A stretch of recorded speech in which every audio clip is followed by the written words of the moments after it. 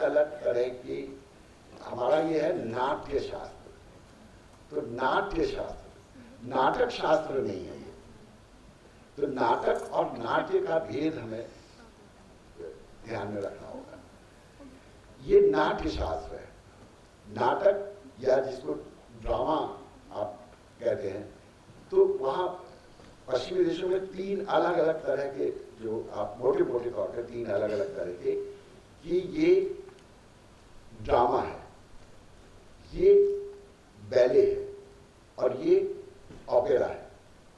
तो जो ड्रामा है उसमें यानी कि संवादों की प्रधानता है, बैले है उसमें नृत्य की प्रधानता है, और ओपेरा है जिसमें कि संगीत की प्रधानता है। तो वो तीन अलग अलग, हमारा नाट्य जो है वो इन सब का एक गुथा हुआ रूप कह सकते हैं। इन सबको मिला के बनाया ये नहीं कहने के बजाय इन सब का गुथा रूप है हमारा जो नाट्य है।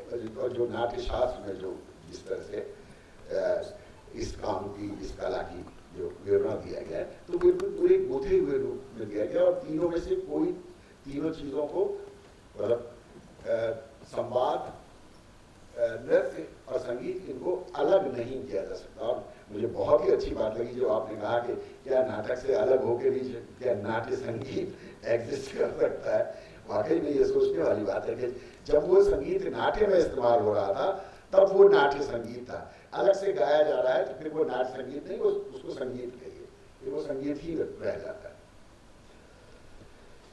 हमारे यहाँ जो नाट्य शास्त्र में ही जो है शुरू में जो ये बात हुई कि किस तरह से, आप हम सभी लोग जानते हैं नाट्य शास्त्र की उत्पत्ति की कथा, कि जिसमें ब्रह्मा जी ने किस तरह से ये बताया, उसमें नाट्य शास्त्र में जो वर्णित है कि ऋग्वेद से पाठ लिया, सामवेद से संगीत, यजुर्वेद से अभिनय और अथर्ववेद से रस।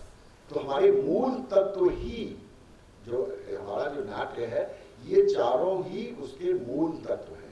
इनको, ये सब चीजें अलग अलग टुकड़ों में नहीं है, बल्कि ये मूल तत्व हैं। ये बिल्कुल नाट्य की उत्पत्ति की कथा में ही ये बात साफ हो जाती है कि ये चारों चीजें उसमें रहने वाली है।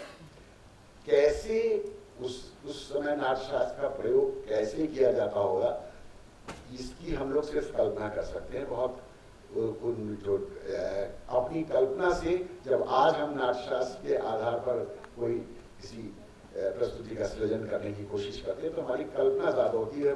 जितना उसमें है वर्णित है, उसको देखने के लिए अगर कुछ थोड़ा बहुत जो पुराना जो बचा हुआ है वो शायद कोरियाटम में ही है, जो कि कोरियाटम को देख के हम अंदाज लगा सकते हैं कि उस जमाने में कैसे नाटक होते होंगे। और कोरियाटम में भी आप देखिए कि संगीत, हम लोग कोरियाटम के बारे में अगले सत्र में, आज या सत्र में हम लोग बातचीत इसमें होगी और इसको हम लोग समझेंगे।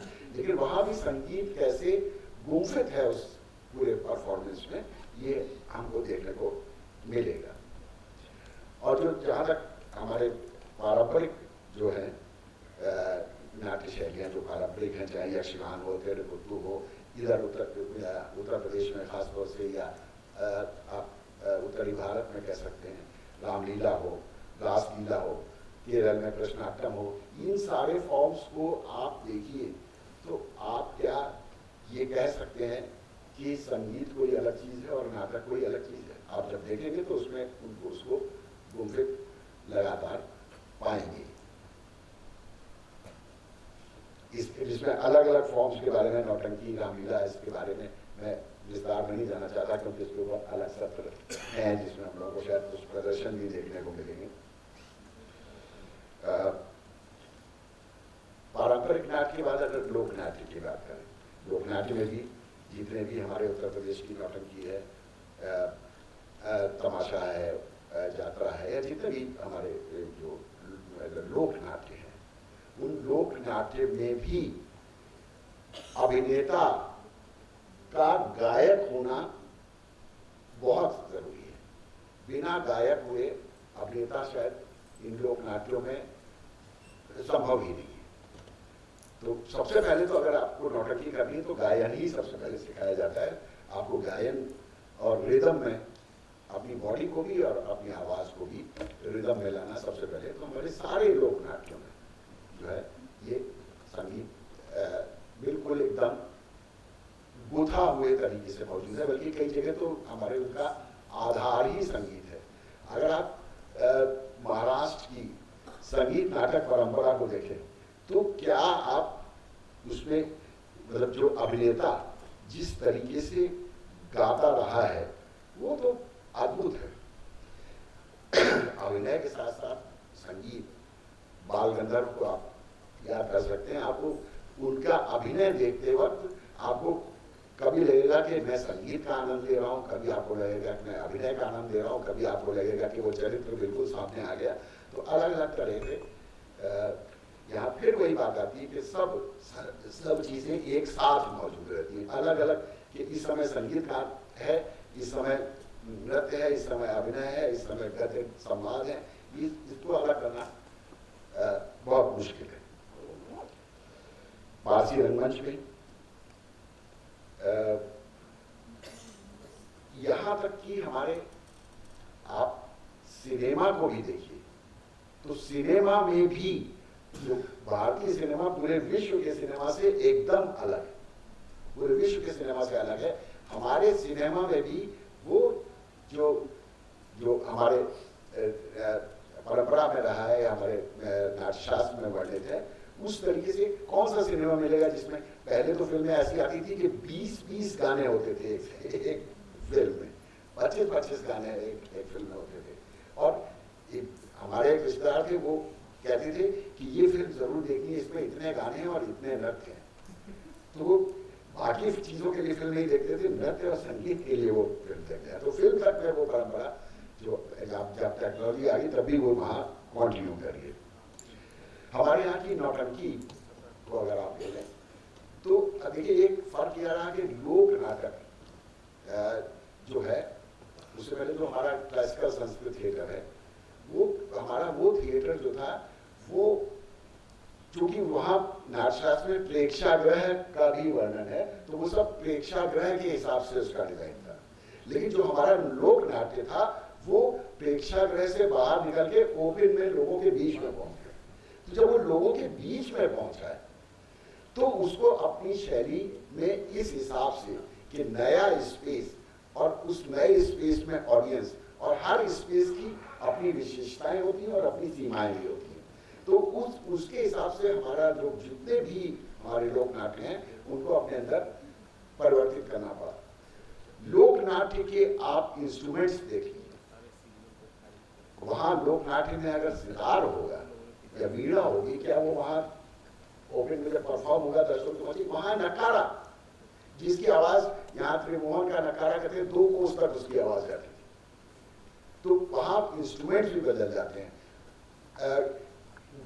सुर, आप जो शास्त्रीय संगीत में जिन सुर की बात कर रहे हैं, अगर नौटंकी का गायक तो कौन से काले से गाएगा, इसको तो हम लोग पागल हो जाते थे जब गिरिराज जी को परफॉर्म करते हुए देखते थे, और वो जहां तक आवाज ले जाते तो लगता था कि इससे आगे कुछ संभव है।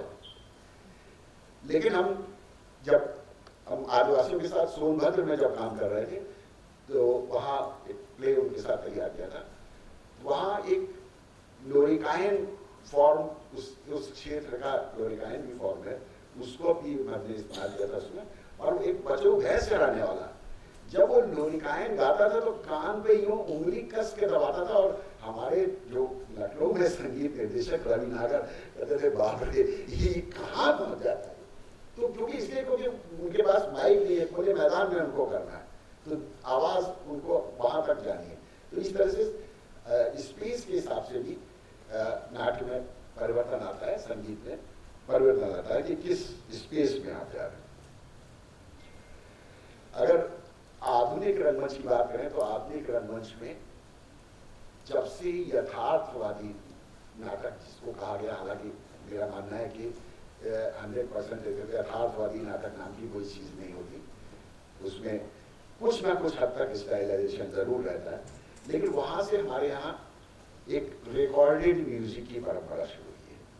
और रिकॉर्डेड म्यूजिक क्योंकि वहाँ एक पिक्चर फ्रेम के अंदर जब परफॉर्म किया जाना है तो तस्वीर बहुत इंपॉर्टेंट हो जाती है। उस तस्वीर में हम एक इल्यूजन जब क्रिएट कर रहे होते हैं तो हमारे म्यूजिशियंस और गायक उसमें अलग से बैठे हुए फिट इन नहीं होते। वो तस्वीर तो उनको अगर जब मंच से बाहर ही बैठाना है तो फिर क्यों ना रिकॉर्डेड रखा जाए, जब हमारे संगीत पक्ष या कोरस या वादक दिख नहीं रहे हैं बल्कि उनका दिखना पूरी इमेज को तोड़ेगा। तो और हमें इल्यूजन ऑफ रियलिटी वहाँ पर क्रिएट करना है, तो वहाँ से फिर उससे बेहतर है रिकॉर्डेड, सस्ता भी पड़ता है, हर बार म्यूजिशियंस को बुलाना नहीं पड़ता, फिर रिकॉर्डेड संगीत की यथार्थवादी में हुई। लेकिन उसके बावजूद भी जब हम ऐसा नहीं है कि हमारे आधुनिक समय में जो भी प्रयोग किए जा रहे हैं उसमें लोक नाट्य, हमारा क्लासिकल थिएटर और एक नए तरह का स्टाइलाइजेशन को भी किसी एक नाम दे देना कि ये ब्रेख्तियन है, ये नौटंकी है, नहीं, वो हर डायरेक्टर अपनी अलग तरह का स्टाइलाइजेशन क्रिएट करने की कोशिश कर रहा है और उस स्टाइलाइजेशन का संगीत बहुत बड़ा हिस्सा होता है।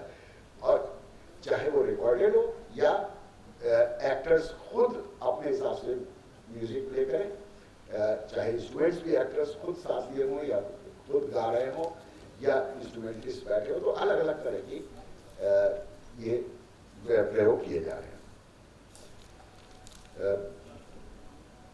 विदेशी नाटकों का जो विदेश की स्क्रिप्ट्स के रूपांतरण, मेरा खुद का मानना है कि सिर्फ ट्रांसलेशन से काम चलता नहीं है। ट्रांसलेशन जब स्क्रिप्ट के सिर्फ ट्रांसलेशन होते हैं तो शायद हमारा जो भारतीय मन है उतने अच्छे ढंग से उसको रिसीव नहीं कर पाता, क्योंकि जो विदेशी जब नाम होते हैं बहुत सारा समय तो नाम ही समझने और याद करने में लग जाता है कि किसके बारे में बात हो रही है, और उन घटनाओं से, उस कल्चर से और उन परिस्थितियों से हम अपने आप को रिलेट नहीं कर पाते। तो जब वो उसका भारतीय रूपांतरण हो जाता है तब तो वो हम तक ज़्यादा पहुँचती है, और उस रूपांतरण में भी हम कैसे, उसमें कितना संगीत है, उसका संगीत कैसे है, ब्रेख्ट का एलिनेशन का जो प्रभाव है, उस एलिनेशन के प्रभाव जिसमें वो कहता है कि दर्शकों को लगातार जागृत रखना है, उनकी रैशनैलिटी को बनाए रखना है,